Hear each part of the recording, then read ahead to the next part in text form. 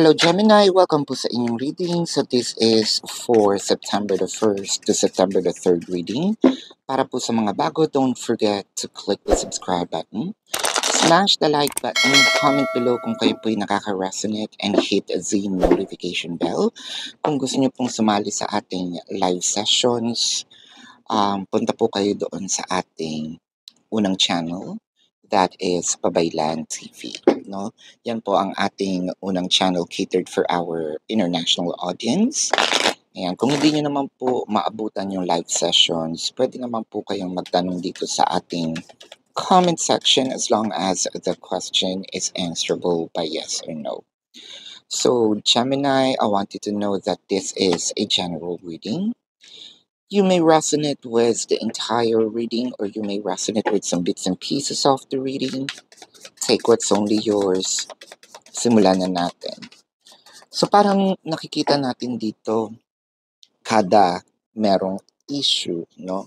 Parang kada meron tayong challenges with our person, no? Lagi na lang tayong pakiramdam natin okay kasi yung feeling na sinusuyo, 'di ba? Okay yung feeling na para kang nililigawan uli, no? Wala namang problema sa pagsusuyo yung mga ganyan-ganyan, no? Actually, nakakakilig nga yan eh. Pero parang namimihasa na susuyuin, tapos hindi naman nagbabago. Or kung meron man mga pagbabago, baka sobrang sandaling oras lang, no? Or sandaling panahon. Tapos babalik na naman siya sa dati, no? Parang sinasabi mo dito, ay paulit-ulit na lang kami, no? Up until siguro ngayon, dahil sa medyo familiar na tayo sa mga galawang Hokage ng ating person. So parang sinasabi natin dito na parang namamanhid na ako sa kakabigay ng chances, no? Nabibingin na rin ako sa mga apologies na ito, no? Kasi parang pakiramdam mo dito, para saan yung apology kung wala namang mga pagbabago, 'di ba? So para saan itong pagbabalikan kung uulitin at uulitin itong mga bagay na ginagawa sa akin. So parang sa'yo, to a point na, ay, hindi na ako, instead na nakakakilig siya, instead na nakakatuwa, naiinis ka na, no?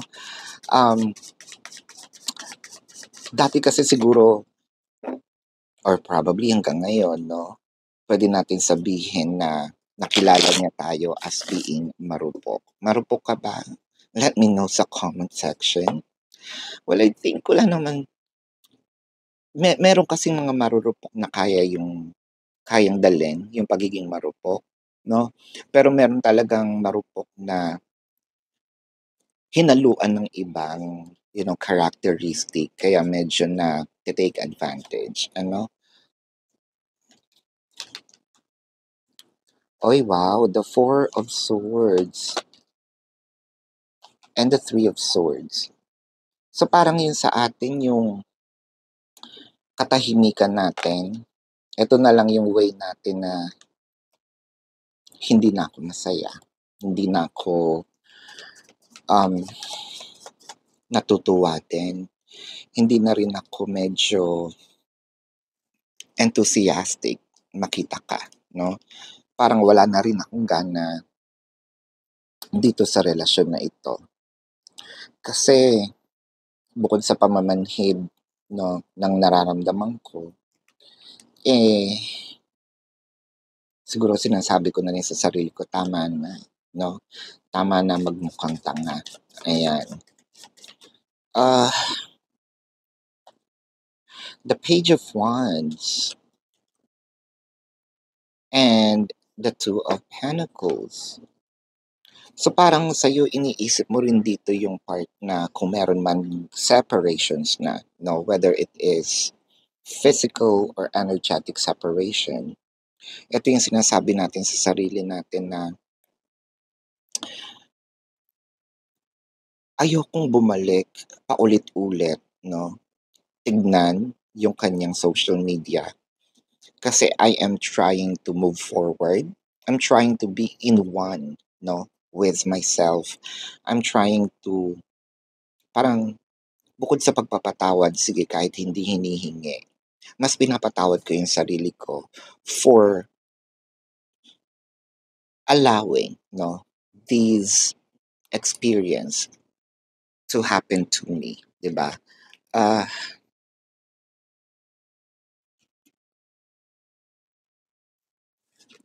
now let's get some more cards.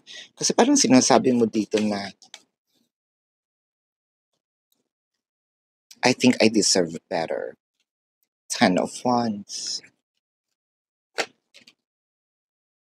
and the Hierophant.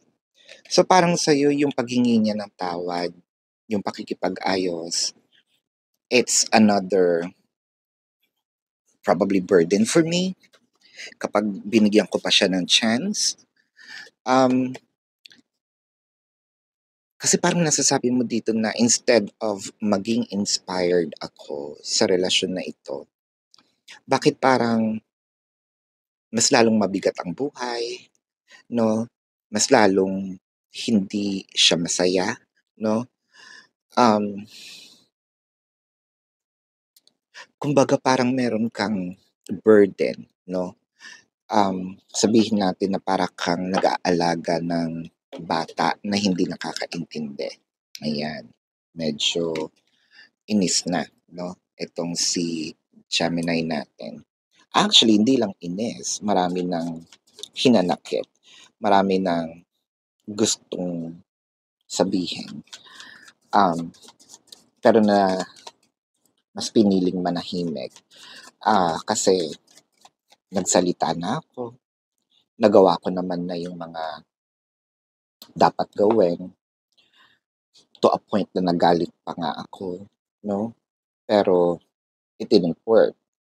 So, I decided to remove myself, 'no, doon sa dynamic for my own sanity and for my own peace of mind. The Hermit and the Queen of Swords. I think paputok na, 'no, itong emotion mo, parang konting-konti na lang. Either I'm not sure if you're going to retaliate, probably you're gonna call the person out, 'no, na hindi na tama yung mga pinagagagawa mo sa akin. So, hindi na ako papayag, 'no, na ma-take advantage na naman ng paulit-ulit. Ayan. High Priestess and the Nine of Swords. Kasi ang nakikita ko dito, parang binibigyan ka ng universe, 'no, na mag-focus muna sa sarili. Mag-focus muna kasi naapektuhan na yung mental health mo. Whether you decided to move forward, go on with your life, search for another partner, what have you, or pause the connection para at least makahinga ka man lang kasi sobrang bigat na. Actually, that is the message, 'no? Walang masamang magpahinga, 'no? Hindi masama na matulog, 'no? Or um, ibaba muna, 'no? If you want to move again with your person, edi ibaba mo muna siya, 'no? Kapag medyo malakas ka na uli, bitbitin mo na naman yung baggage, 'no? Or itong dala mo. Pero ang sinasabi talaga dito, pagod na, 'no? My beloved, and do you love me the way that I love you? So I guess this is the Gemini's question, no? Parang parehas ba tayo ng level of emotion? Kasi napapansin ko na parang ako yung nagmamahal ng sobra kesa sa minamahal ka. Or baka ako lang talaga ang nagmamahal sa relasyon na ito. So, Gemini, that is your reading. Let's check the zodiac sign of your person. This could be their sun sign or a placement in their chart. Um, Sagittarius, Taurus, Virgo, Capricorn, Leo. Yan. So, this is your reading, Gemini. Again, para po sa mga bago, don't forget to click the subscribe button. Smash the like button, comment below kung kayo po'y nakaka-resonate, and hit the notification bell. Kung gusto niyo pong sumali sa ating live sessions, sa kabilang channel po yan, that is Babaylan TV. Na ito po yung logo.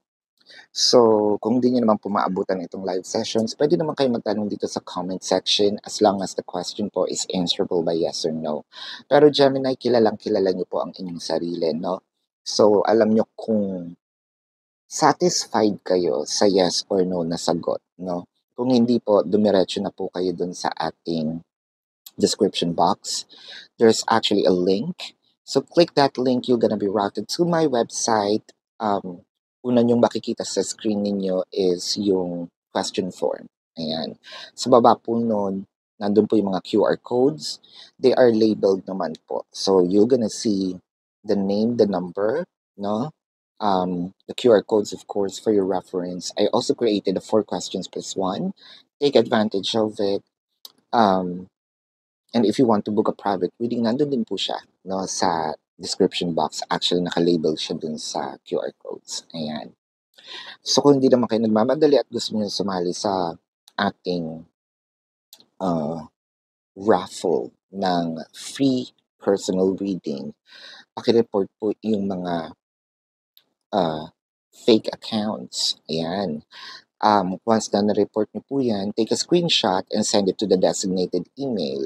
Ayan, para dun po ako bubunot ng winner for the free reading. Kung hinahanap niyo po yung ibang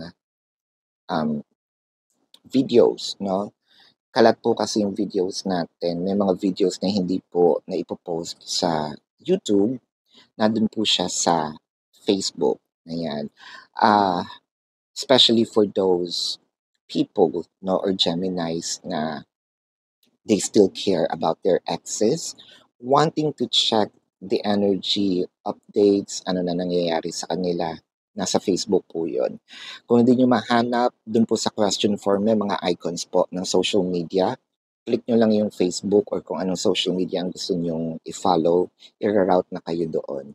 So this is your reading, Gemini. Love and light. Namaste. See you po sa susunod na reading. Goodbye.